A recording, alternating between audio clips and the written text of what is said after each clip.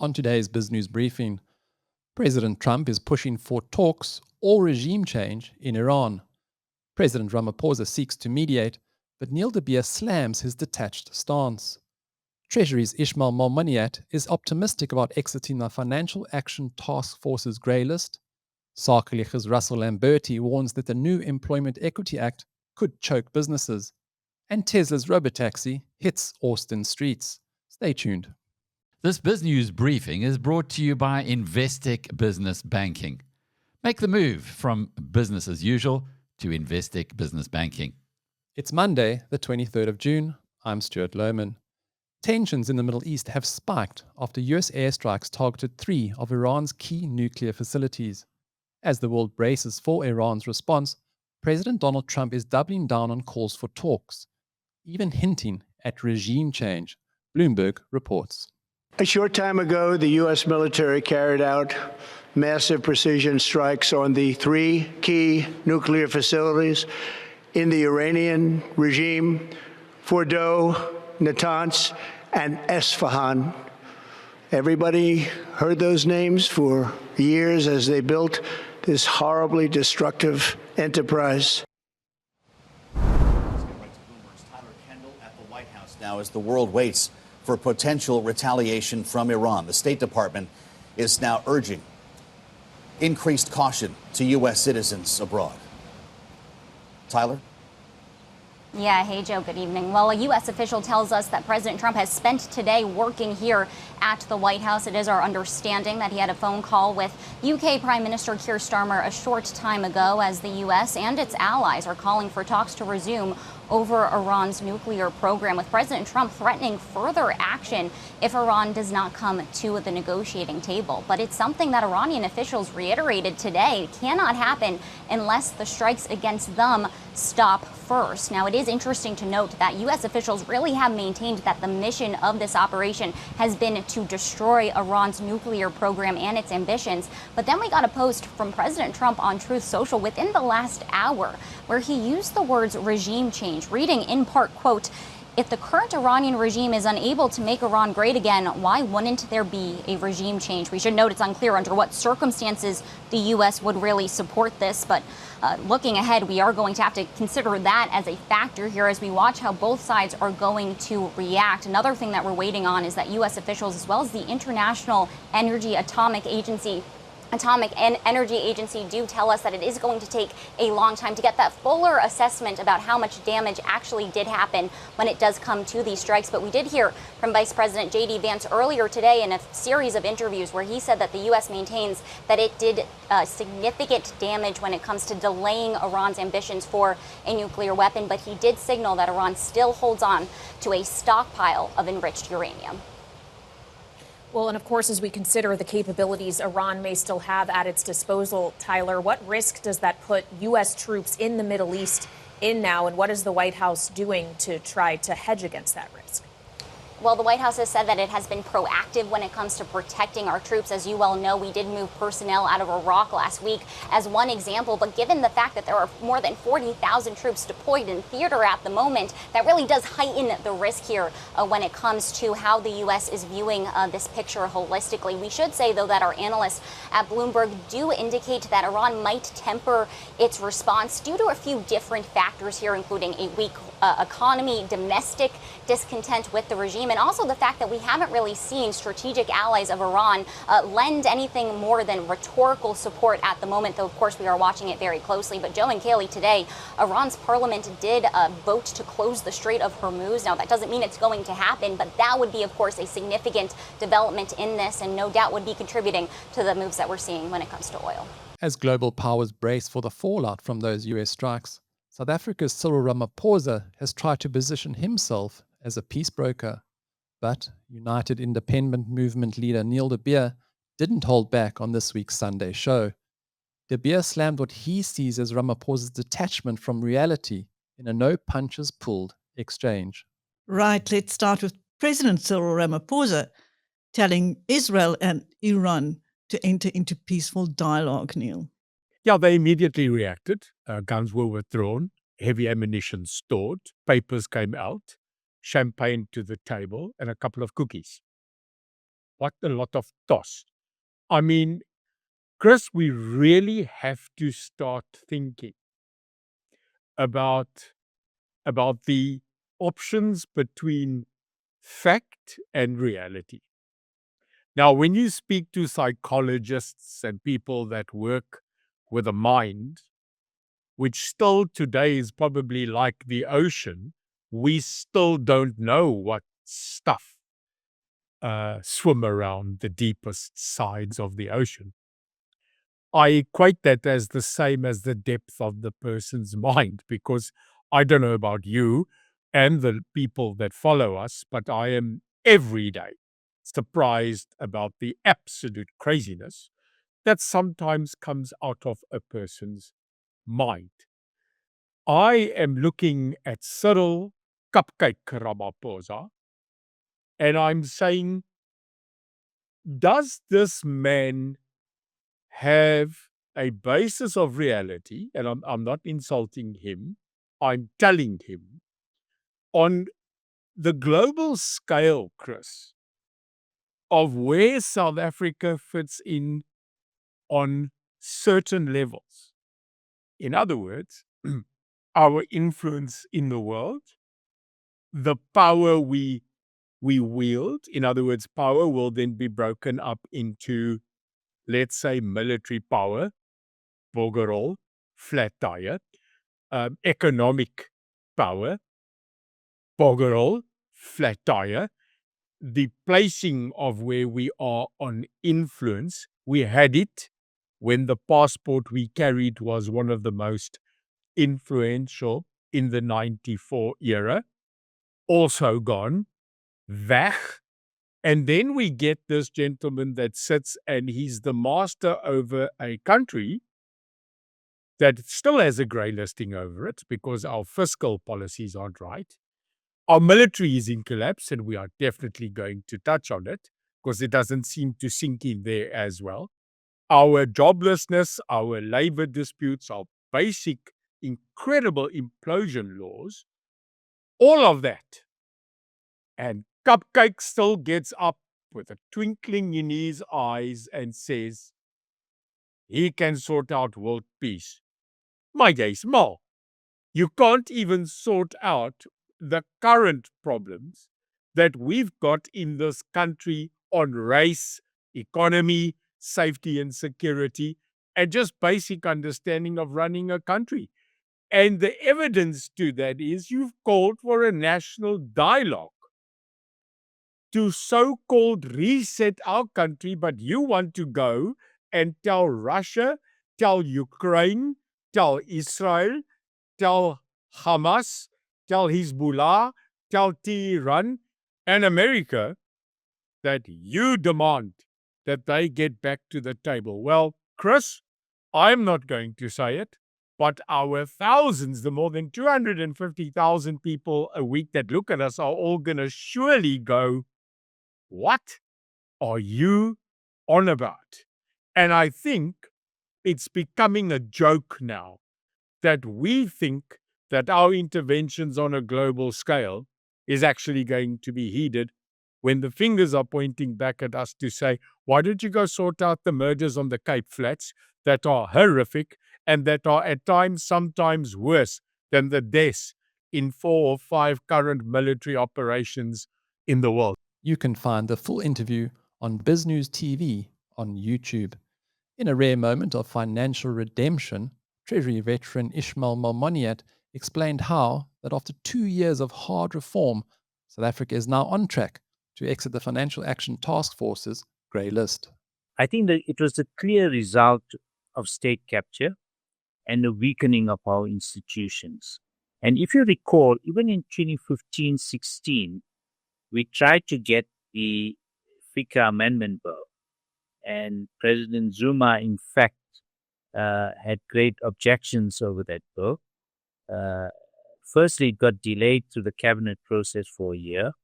And even when it went through to Parliament, and when he had to sign it into law, he referred it back to Parliament. He claimed that there were constitutional deficiencies. But we were able to address whatever concerns. But there was big resistance to the concept of politically exposed persons being formalized in that bill. In fact, we had to change it to, I think it was politically influential persons. So there was resistance, and that's just an example of the resistance. And so when we had our mutual evaluation, which is the peer review that the Financial Action Task Force, or FATF, does every 7 or 8 years, we are one of 40 members currently, but they do it to all countries that want to be part of the financial system, which, as you know, is globally integrated. So whether you're in FATF or not, you want to go through a mutual evaluation. And when we went through that mutual evaluation, we were found to be deficient on what the FATF does is it looks at two measures. Firstly, on the legal framework. FATF has 40 standards, what it calls 40 recommendations, and we were found deficient in 20 of the 40. So we had to make adjustments to our legislative framework. And then on effectiveness, which dealt with implementation, it won't surprise you to know that that's always the challenge, as we know, in our country. And we failed on all 11 measures. We got what was called a moderate rating, which is a fail, like getting 30%. And then on the other 8, we failed miserably. So, we failed all 11 what's called immediate outcomes, but those were the effectiveness measures. So we kind of failed so badly that we were then put into a 1-year observation period where we were able to bring together 2 major amendment laws, which, by the way, has helped us greatly, but we were still found wanting on implementation. And that's what we had to then deal with. And on implementation, I think it was, I think we got there directly as a result of state capture, of the reluctance of the former president and cabinet at the time to update our laws, because FATF requires you to continually update to any changes in their standards. We had a mutual evaluation in 2010, and we did fine on that one. But we didn't update our laws. And secondly, on effectiveness, remember, state capture was about the deliberate weakening of the police, of the Hawks, or the DPCI, of the National Prosecuting Authority, of SARS, and many of our institutions. So we were actually lousy at preventing and implementing or preventing and enforcing the laws that applied and to deal with financial crimes. At Sun Exchange, we make going solar simple, profitable, and completely risk-free. Join over 100 satisfied South African customers already enjoying the benefits of risk-free solar. Start saving today. Visit sunexchange.com and join the solar revolution. Sakeliga's Russel Lamberti warns that the newly amended Employment Equity Act imposes rigid race, gender, and disability quotas that threaten to cripple businesses, increase unemployment, and chase away investment. He calls on South African business leaders to resist. The South African government has given thousands of businesses a choice. Apply its new race-based hiring quotas or be fined and prosecuted. The latest employment equity regulations for the first time establish explicit employment quotas. Employers are classified into 18 industries, each split into 4 employment tiers. Each of these 72 categories is then assigned specific quotas for race, gender, and disability. From September 2025, employers have 5 years to fully comply, but risk fines every year for slow progress. Now, what would be the impact of such extreme social engineering? Well, put simply, endless absurdities. Think, for example, of roles overwhelmingly preferred by women, like nursing and childcare. or by men like trucking and construction.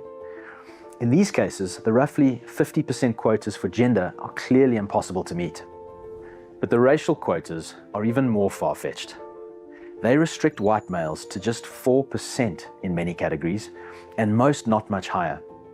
In agriculture, top management is generously capped at 66%. But this still sends a message to the farmer that his son shouldn't have a career in the family business. While this amounts to targeted economic sanctions against white men and their families, the axe could fall on anyone if their particular demographic group happens to be overrepresented in an organization. And with such a significant increase in the regulatory burden at the 50 staff threshold, might companies with 49 employees decide more hiring just isn't worth the trouble? Wouldn't those with, say, 53 staff contemplate the considerable regulatory relief from laying off just 4 staff members? Moreover, the state can and likely will shift the goalposts, a common practice in its race-based policies. The quotas would certainly be made more onerous over time, and the applicable employment threshold could be lowered from 50 to, say, 30, 20, or even 10.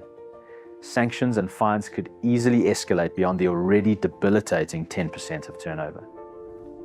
Even before the latest regulations, South Africa's inflexible employment laws were a major contributor to persistently low economic growth and high unemployment.